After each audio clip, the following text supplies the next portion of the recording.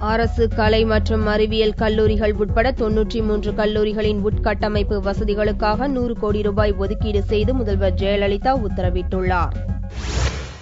தமிழக சட்டசபையில் கைத்தறித்துறை தொடர்பான மானிய கோரிக்கை புதனன்று தாக்கலானது. முன்னதாக முதல்வர் ஜெயலலிதா விதி 110 கீழ் ஒரு அறிக்கை தாக்கல் செய்தார். கல்வியில் முதல் மாநிலமாக தமிழகம் விளங்க வேண்டும் என்ற நோக்கில் கல்வித்துறைக்கு கூடுதல் நிதி ஒதுக்கீடு செய்து அரசு பல திட்டங்களை செய்து வருவதாக குறிப்பிட்ட முதல்வர் ஜெயலலிதா, தமிழகத்தில் செயல்பட்டு வரும் 62 அரசு கலை மற்றும் அறிவியல் கல்லூரிகள், 7 அரசு கல்வியியல் கல்லூரிகள் மற்றும் 24 பல்கலைக்கழக உறுப்பு கலை மற்றும் அறிவியல் கல்லூரிகள் என 93 கல்லூரிகளுக்கு தேவையான அனைத்து அடிப்படை வசதிகளையும் உடனடியாக மேற்கொள்ளும் வகையில் கல்லூரிகளின் உட்கட்டமைப்பு வசதிகளை மேற்கொள்ள 100 கோடி ரூபாய் ஒதுக்கீடு செய்யப்படும் என்று கூறினார்.